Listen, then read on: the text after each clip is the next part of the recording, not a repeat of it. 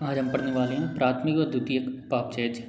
रसायन विज्ञान की एक महत्वपूर्ण शाखा जिसमें हजारों छोटे बड़े यौगिकों का विलयन किया जाता है, उनकी संरचना निर्धारित की जाती है और संभव हो तो उन्हें संश्लेषित भी किया जा सकता है। इनको लैब में बनाया भी जा सकता है।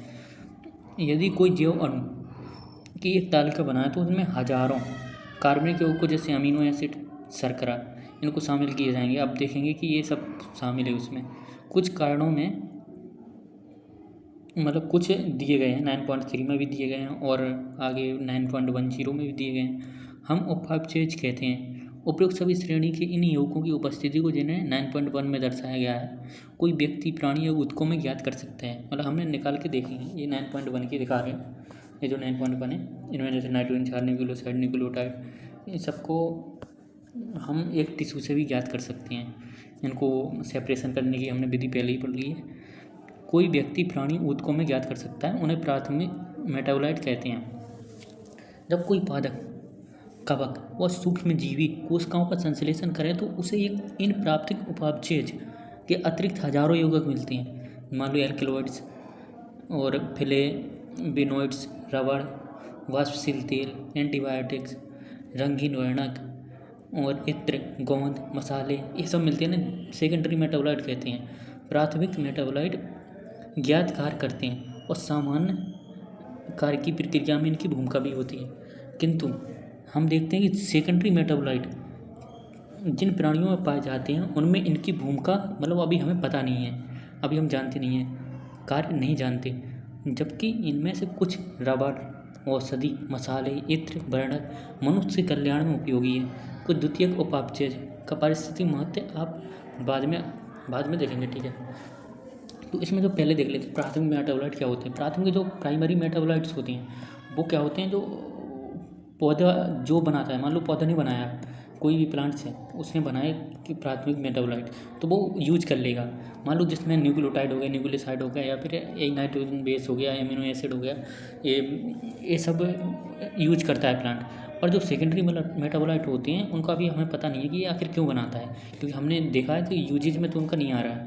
यूजेज में आता तो हम पहले ही पता कर लेते हैं, पर अभी तक इनका कार्य ज्ञात नहीं है। पर ये जो सेकेंडरी मेटाबोलाइट हैं ये हमारे काम के बहुत हैं। इनका उपयोग, जैसे मान लो औषधि बनाई तो औषधि हमारे लिए काम आती है इलाज में। और जैसे मान लो यही देख लो, कोई रबड़ हो गया, रबड़ काम आता है, गोंद काम आती है, सेलुलोज, इन सब के बहुत सारे काम होते हैं। जैसे पिगमेंट हो गया, एंथ्रोसायनिन, कैरोटीनॉइड्स। अब एल्कलॉइड्स भी, मॉर्फिन, कोडीन, मॉर्फिन का सेडेटिव है, और टर्पिनॉइड्स, मोनोटर्पिन, डायोटर्पिन, आवश्यक तेल, नींबू घास तेल, टॉक्सिन, एब्रिन, रेजिन, ये सब के सब सेकेंडरी मेटाबोलाइट्स हैं जिनका उपयोग हम करते हैं। प्लांट्स का करते होंगे पर हमें पता नहीं है उनका। और लैक्टेंस, कॉन्कोबिलिन, ड्रग्स, बीनब्लास्टिन, करकुमिन, इन सबको याद करना पड़ेगा। अब हम देखने वाले हैं मैक्रोमोलिक्यूल, बृहत जैव अणु।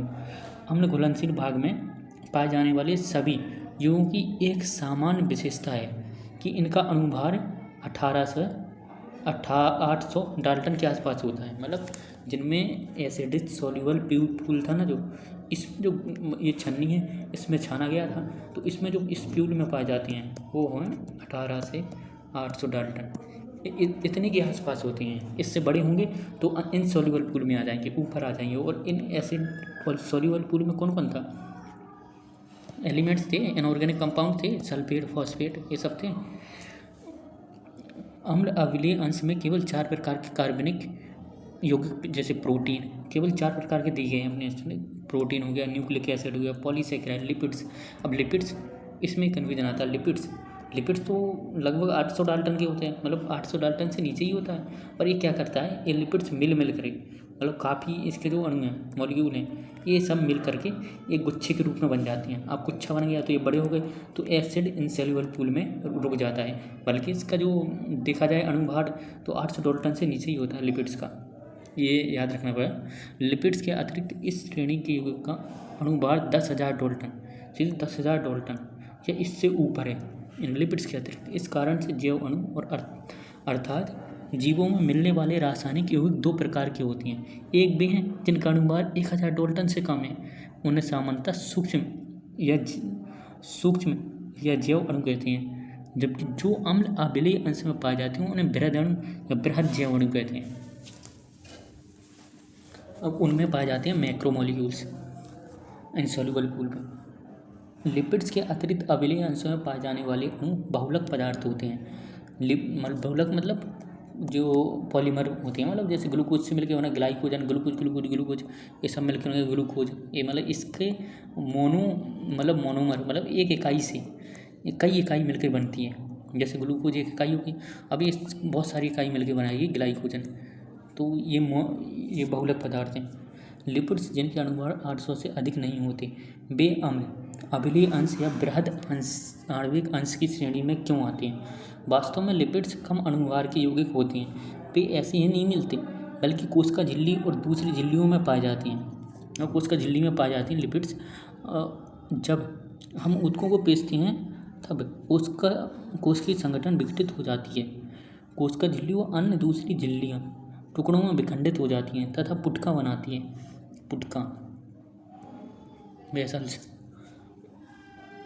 जो जल में घुलनशील नहीं होते।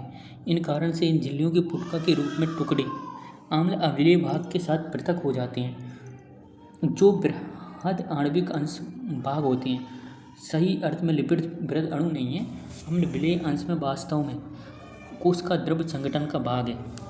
कोश का द्रव और अंगकों के बृहद अणु अम्ल अविलेय अंश होते हैं। ये दोनों आपस में मिलकर जीवों ऊतकों में जीव संगठन बनाते हैं। संक्षेप में, यदि जीव ऊतकों में पाए जाने वाले रासायनिक संगठन को बहुल्यता की दृष्टि से श्रेणीबद्ध किया जाए तो हम पाते हैं कि जीवों में पानी सबसे अधिक बहुलता में पाया जाता है।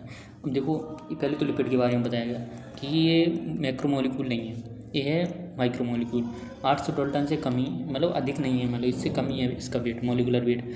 बट इन्होंने देखा कि जो लिपिड है वो मतलब एक इकट्ठा होकर गुच्छों के रूप में हो जाता है, इससे इसका जो मोलिकुलर वेट है वो बढ़ जाता है और ये इनसॉल्युबल पूल में रह जाता है।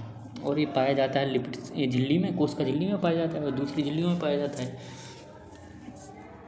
और इसमें बताएगा कि मतलब आखिर कौन कितनी मात्रा में पाया जाता है, लिपिड्स कितनी मात्रा में पाया जाता है। और कोश का संगठन बताया गया है, मतलब कोश कहाँ का संगठन, मतलब क्या कितनी मात्रा में कौन सी चीज़ पाई जाए। जैसे जल सबसे ज़्यादा पाया जाता है 70 से 90%, और प्रोटीन 10 से 15%। फिर पाया जाता है न्यूक्लिक एसिड 5 से 7%, फिर कार्बोहाइड्रेट 3%, लिपिड 2 और आयन सबसे कम 1%। इसको याद करना पड़ेगा, ये बहुत क्वेश्चन आता है, इंपॉर्टेंट पॉइंट है। अब प्रोटीन पॉलीपेप्टाइड है। ये अमीनो एसिड से ही मिलके पड़ता है। 21 प्रकार के दिए गए ना इसमें अमीनो एसिड, मतलब वैसे 20 हम पढ़ते हैं 20, पर इसमें 21 प्रकार दिए गए हैं। तो 21 प्रकार की अमीनो एसिड से मिलकर ही प्रोटीन बनती है। ये अमीनो अम्ल रेखीय श्रृंखलाएँ होती हैं जो पेप्टाइड बंधों से बनती है। अब एक क्वेश्चन भी पूछा जा सकता है कि जो अमीनो एसिड्स के बीच में जो बॉन्ड पाया जाता है वो कौन सा बॉन्ड होता है? पेप्टाइड बॉन्ड, ग्लाइकोसाइडिक बॉन्ड, या फिर कोई और बॉन्ड होता है एस्टर वेस्टर? तो इसमें आएगा पेप्टाइड बॉन्ड। अमीनो एसिड्स के मध्य पाया जाता है पेप्टाइड बॉन्ड। प्रत्येक प्रोटीन अमीनो अम्ल का बहुलक होते हैं, मतलब अमीनो अम्ल से ही मिलकर बनते हैं। अमीनो अम्ल 20 प्रकार के होने से, देखो 20 प्रकार दिए गए हैं, alanine, cysteine, proline, tryptophan, lysine आदि होते हैं। प्रोटीन समबहुलक नहीं है, मतलब एक ही प्रकार के मतलब प्रोटीन समबहुलक का मतलब है, समबहुलक क्या होता है? जो जैसे ग्लूकोज होता है उसका समबहुलक होता है ग्लाइकोजन, क्योंकि ग्लूकोज से ही मिलकर बनता है। पर यदि सुक्रोज को देखा जाए तो सुक्रोज कैसे मिलता है? ग्लूकोज और फ्रक्टोज से। तो ये समबहुलक नहीं है सुक्रोज को देखा जाए तो। क्यों? क्योंकि इसमें ग्लूकोज है और एक फ्रक्टोज है। ऐसे ही प्रोटीन बनता है, एलेनिन, सिस्टीन, ये किसी से भी मिलकर बन सकता है। 20 प्रकार के अपने पास। एक समबहुलक एक एकलक की इकाई बार बार आवर्तित के कारण बनती है। समबहुलक एक इकाई बार बार यदि मिल रही है, बार बार, जैसे मान लो अमीनो एसिड है, कोई प्रोलीन ही ले लो, यदि प्रोलीन बार बार मिलकर बन रहा है तो एक प्रोटीन बन जाए, ऐसा नहीं होता। एक प्रोटीन नहीं बना सकता पूरा 20 प्रकार के यही मिल गए या फिर कई और मिल गए और प्रोटीन कह दिए, तो ऐसा नहीं होगा। अमीनो अम्ल के बारे में यह जानकारी अति महत्वपूर्ण है, जैसे कि बाद में पोषण अध्याय में आप पढ़ेंगे कि अमीनो अम्ल स्वास्थ्य के लिए अति आवश्यक होते हैं। अमीनो अम्ल स्वास्थ्य के लिए बहुत आवश्यक हैं, क्योंकि अभी देखा था जो ग्लूटामिक एसिड है या फिर ये जो अमीनो अम्ल थे वो अभी देखो पीएच भी मेंटेन कर रहे थे 7.4 ब्लड की, और इसमें जो जो टेरायन बना रहे थे, जिससे पीएच मेंटेन कर रहे थे। और भी अमीनो एसिड बहुत काम किए। अमीनो अम्ल के बारे में यह जानकारी अति महत्वपूर्ण है, जैसे कि बाद में पोषण अध्याय में आप पढ़ेंगे। कुछ अमीनो अम्ल स्वास्थ्य के लिए अति आवश्यक होते हैं, जिनकी आपूर्ति खाद्य पदार्थों के द्वारा होते हैं। कुछ की खाद्य पदार्थों से नहीं होती, तो उनको एसेंशियल कहते हैं। मतलब जो खाद्य पदार्थों से उनको एसेंशियल कहते हैं, और जो अपने शरीर में बनते हैं उनको नॉन एसेंशियल या नॉनसेंस कहते हैं। जिनकी आपूर्ति इस प्रकार से अमीनो अम्ल अनिवार्य या अनिवार्य हो सकते हैं। अनिवार्य वे होते हैं जो हमारे शरीर में बनते हैं, मतलब नॉन एसेंशियल, नॉन रिक्वायरेबल ये होते हैं जो हमारे शरीर में स्वयं बनते हैं। जबकि हम अनिवार्य अमीनो अम्लों की आपूर्ति अपने खाद्य पदार्थों से करते हैं। प्रोटीन जीवों में बहुत सारे कार्य करते हैं। इनमें से कुछ पोषकों के कोशिका झिल्ली से होकर गमन करते हैं प्रोटीन करने, तथा कुछ संक्रमण जीवों से बचाने के लिए भी काम करते हैं। एंटीबॉडी, आईजीजी, ग्लोब्यूलिन, और ग्लोब्यूलिन होती है जो वो आपको बचाती है। एंटीबायोटिक मतलब एंटीजन है ये, एंटीबॉडी एंटीजन इन रिएक्शन से आपको बताती है एंटीबॉडी है। और कुछ एंजाइम के रूप में काम करती है, हाँ, जो जैसे कार्बोक्सी पेप्टाइडेज है, तो इसको भी तो एक एंजाइम ही है। इसके द्वारा कुछ अब कार्य होते हैं। कोलेजन अंतरकोशिकीय भरण पदार्थ। और इसमें एक क्वेश्चन आता है कि जो प्राणी जगत में सबसे ज़्यादा पाए जाने वाली प्रोटीन कौन सी है, तो वो भी कोलेजन ही है। और ट्रिप्सिन है एंजाइम, इंसुलिन हार्मोन है, ये सब प्रोटीन है। और एंटीबायोटिक, देखो एंटीबायोटिक संक्रमणकर्ता, सिलड़ना, ग्राही और सूंघना, स्वाद, ये भी सब एक प्रोटीन का ही काम है। ग्लूट4 ये बहुत इंपॉर्टेंट है। ग्लूकोज का कोशिका में परिवहन, ये एक मतलब वो बनाता है एक पथ, जिससे भाई आ जा ग्लूकोज को कहता है सेल में आ जा। जैसे मान लो एक कोशिका है, तो यहाँ से एक ग्लूट4 लगा, तो यहाँ से कोशिका को में ग्लूकोज को इंटर करवाता है। अब देखने वाले पॉलीसेकेराइड। अम्ल अम्लीय भाग में, जो ये पॉलीसेकेराइड, न्यूक्लिक एसिड, अम्ल अम्लीय भाग में ही तो 4 प्रकार के प्रोटीन, ये 4 प्रकार के ही पाए जा रहे थे ना। अम्ल अम्लीय भाग में दूसरे श्रेणी के बहुत बृहद अणुओं की तरह पॉलीसेकेराइड जैसे कार्बोहाइड्रेट भी पाए जाते हैं। ये पॉलीसेकेराइड शर्करा की लंबी श्रृंखला होती है। ये श्रृंखला सूत्र की तरह कपास के रेशे विभिन्न प्रकार के एकल सेकेराइड से मिलकर बने होते हैं। अर्थात सेलुलोज एक बहुलक पॉलीसेकेराइड होता है, जो एक प्रकार के मोनोसेकेराइड जैसे ग्लूकोज। अब ग्लूकोज की समबहुलक इकाई बनेगी, जिससे क्या बनेगा, सेलुलोज। सेलुलोज एक समबहुलक है, सेलुलोज एक समबहुलक, क्योंकि ग्लूकोज की इकाई मिलकर के सेलुलोज बना रही है। इसका एक परिवर्तनीय रूप स्टार्च है। अब सेलुलोज फिर स्टार्च या मंड, ये जो रेशे देखे हैं वो सन के सन उसमें जो रेशे होते हैं, फाइबर होते हैं, वही उसकी बात कर रहा है। लेकिन यह पादप ऊतकों में ऊर्जा भंडार के रूप में मिलता है। जो स्टार्च होता है वो ऊर्जा भंडार के रूप में मिलता है। प्रोडक्ट में एक अन्य परिवर्तित रूप होता है, जैसे ग्लाइकोजन कहते हैं। इनुलिन फ्रैक्टोज का बहुलक है। इनुलिन ये वो होती है, ये इनुलिन डहेलिया में पाया जाता है इनुलिन। एक पॉलीसेकेराइड श्रृंखला जैसे ग्लाइकोजन का दाहिनी सिरा। अब ये बहुत इंपॉर्टेंट है, जो पॉलीसेकेराइड का जो राइट वाला होता है वो रिड्यूसिंग हो जाए अपचायक, और बायां सिरा अनअपचायक होता है, ये नॉन रिड्यूसिंग होता है। ये याद करना बहुत इंपॉर्टेंट है, ये टेस्ट में भी बहुत पूछा जाता है। यह शाखा युक्त होते हैं, जो व्यंग्य चित्र जैसी दिखाई देती है। देखो 9.2 देखें चित्र, देखेंगे 9.2 चित्र, इसमें जो राइट वाला सिरा है, ये राइट वाला सिरा है, ये होता है रिड्यूसिंग, और जो लेफ्ट वाला सिरा है ये होता है नॉन रिड्यूसिंग। तो ये याद आपको करना पड़ेगा। मंड में द्वितीय कुंडलीदार स्टार्च की बात करें, संरचना मिलती है। वास्तव में मंड में आयोडीन अणु के जो कुंडलित होती है ना स्ट्रक्चर, तो इसमें आयोडीन ट्रैप हो जाती हैं। आयोडीन ट्रैप हो गया तो इसमें एक कलर मिलता है जो नीला ब्लू कलर देता है। फिर आयोडीन अणु से मिलकर ब्लू कलर नीला रंग देता है। सेलुलोज में उपरोक्त जटिल कुंडलियाँ नहीं मिलती, इसके कारण इसमें आयोडीन प्रवेश नहीं कर पाता और फिर ये कलर नहीं देता, इसलिए कलर लेस होता है। सेलुलोज का हम परीक्षण नहीं करते, यदि हम परीक्षण करेंगे तो वो करेंगे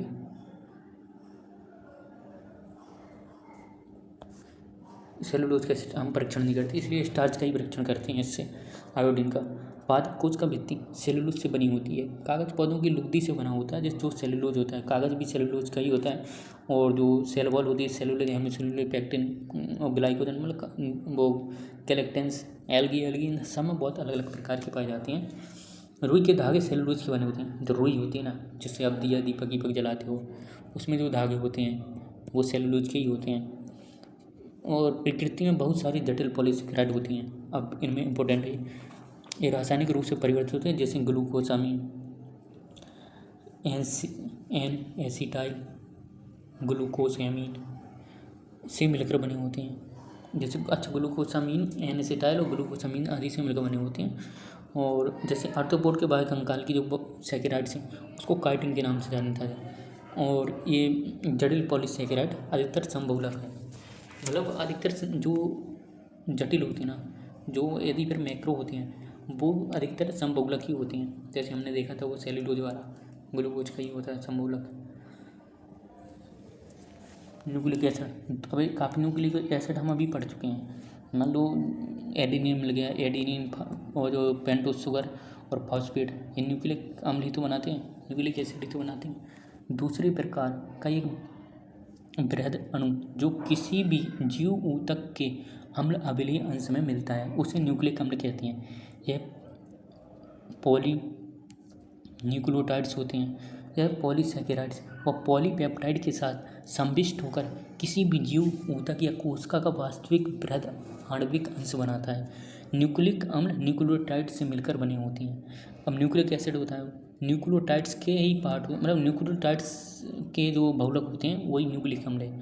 एक न्यूक्लियोटाइड 3 भिन्न रासायनिक संगठनों से, और एक न्यूक्लियोटाइड 3 भिन्न रासायनिक संगठन, मतलब नाइट्रोजन 4 और एक हो गया पेंटोस शुगर और एक हो गया फॉस्फेट, ये 3 भिन्न प्रकार के न्यूक्लियोटाइड्स बने होते हैं। एक न्यूक्लियोटाइड 3 भिन्न रासायनिक संगठनों से मिलकर बना होता है, ठीक है। पहला विषम चक्री, यौगिक विषम चक्री किसको कह रहा है, नाइट्रोजन बेस को। दूसरा मोनोसेकेराइड्स, ये किसको कह रहा है, पेंटोस शुगर को। तीसरा फास्फोरिक अम्ल, ये फास्फोरिक अम्ल को ही कह रहा है, फास्फेट। यदि 9.1 को ध्यान दें तो पाएंगे कि न्यूक्लिक अम्ल में विषम चक्री यौगिक, उसको ऊपर जाना पड़ेगा 9.1, अब देख चुके हैं हम, दोबारा देखें उसको, और वही न्यूक्लिक एसिड दिखाने वाला है।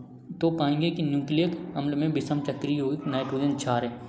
Adenine, guanine, uracil, cytosine, thymine होते हैं। एडेनिन व ग्वानिन प्यूरिन है, जबकि अन्य 3 जो पायरिडीन है विषम चक्री वलय को क्रमशः प्यूरिन व पिरिमिडीन कहते हैं।